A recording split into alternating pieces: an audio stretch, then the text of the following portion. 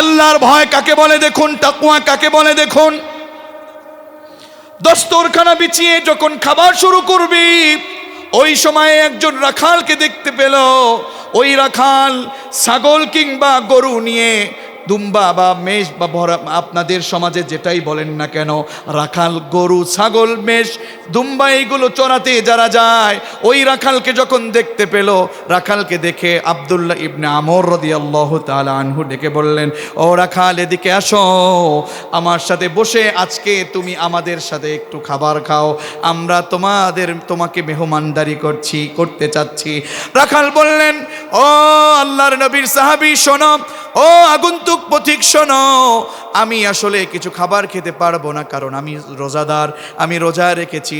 হযরত আব্দুল্লাহ ইবনে আমর রাদিয়াল্লাহু তাআলা আনহু বলেন, ও রাখাল এখন তো রোজার দিন নয়, ফরজ রোজা নয়, হয়তো তুমি নফল সিয়াম পালন করছো, দরকার নেই, পরে রেখে নিবে, যেহেতু ভালো কিছু খাবার আছে, তুমি একটু কষ্ট করে আমাদের সাথে একটু তুমি খাবার খাও, আমরা খুশি হব, ভালো কিছু খাবার খেতে পারবে। সুনানে বাইহাকির বর্ণনা।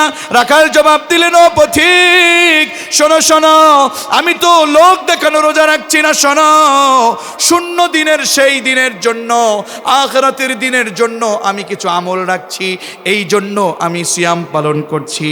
এই কথা শুনে আব্দুল্লাহ ইবনে ওমর রাদিয়াল্লাহু তাআলা আনহু চিন্তা করলেন, দেখি একটু পরীক্ষা করে, যেহেতু তাকওয়ার কিছু ঘ্রাণ পাচ্ছি। রাখালকে বলল, রাখাল এই যে তোমার কাছে ছাগল বলো, দুম্বা বলো, এইগুলো কি তোমার নাকি? তুমি কি এর মালিক নাকি? বলে না, আমি এটার মালিক না। তাহলে এক কাজ করো, এই ছাগল থেকে বা এই মেষ থেকে আমাদেরকে একটা ছাগল কিংবা মেষ তুমি বিক্রি করো, বলো একটু বিক্রি করে তুমি আমাদেরকে তুমি সুন্দরভাবে একটু খাবার দাও, তোমার মালিক তো দেখবে না।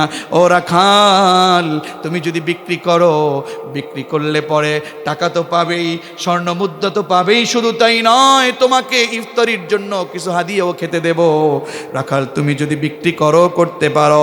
ওই রাখাল ডাক দিয়ে বলে, ও পথিক শোনো, আমি মালিকানা নই, আমি মালিক নই, তুমি যাই বলো না করো।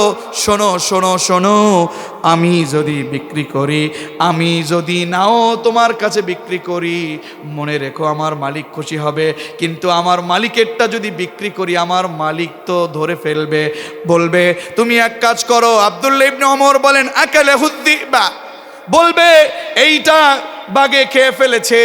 বলল, শোনো পথিক, আমি আমার মালিককে বলতে পারি, মালিক যদি নাও দেখে, এই মালিকের মালিক একজন আছে, তিনি কে?